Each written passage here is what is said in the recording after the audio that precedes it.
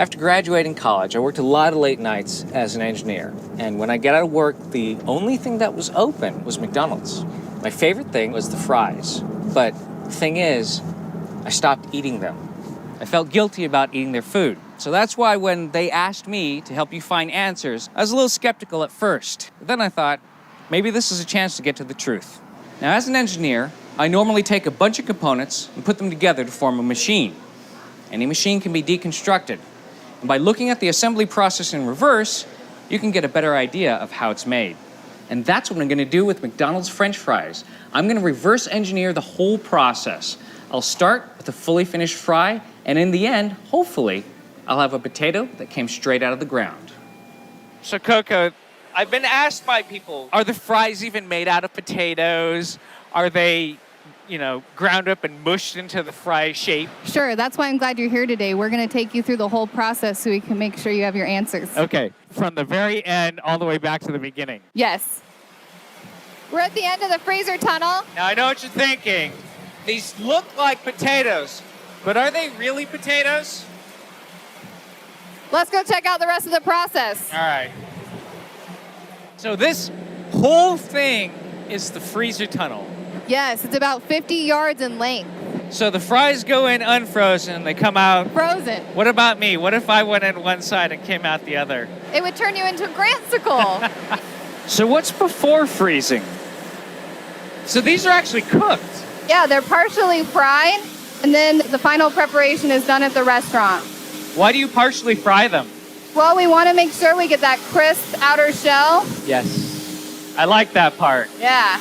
So before they're partially fried, what happens?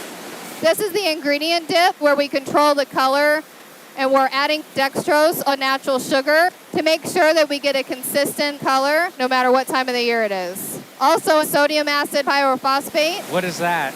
That's going to make sure that we control the graying after freezing. So this is all about maintaining consistency all throughout this process. Yes. It's no wonder that the fries always taste the same. They always taste really good. Let's keep going back. All right, Coco, so here's a big one. Now, I've been asked by people to show them the machine where you take the mashed up potato goo and you inject it into these molds in order to make the perfect French fries. We don't do that here. Behind us, you can see whole potatoes coming at us. Yes, and then I see this thing that looks like a cannon. It works similar to a cannon. We're lining up the potatoes in a tube with high pressure water and shooting them through a water knife here. It's precision cutting. What? Check that out. That is crazy. How fast do they fire through here? 60 to 70 miles per hour. So, Coco, where does the ammo for the potato gun come from? Let's go find out. So these are all the potatoes coming in. I mean, some of these are huge. That one's as big as my forearm. Are you using GMO potatoes?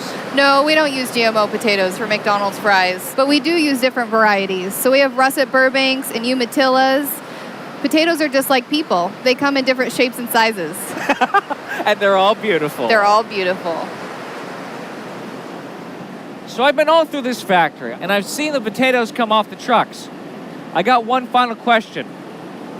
Where does this come from? So all around us, under these vines, we'll find what makes mac fries.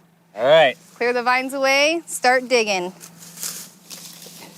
Am I doing good? You're doing well. It's like an Easter egg hunt.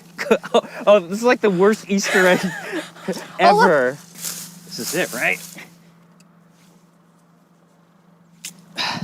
See? A real potato. This is where it all begins. So you wanted to know where McDonald's fries come from, or if they're even made out of potatoes. So I went to Simplot. I went backwards through the whole process, saw exactly how they're made, and traced it all the way back to here, to this, potato. Pretty simple. I know you have questions. I have questions too. So keep asking, and I'll find the answers.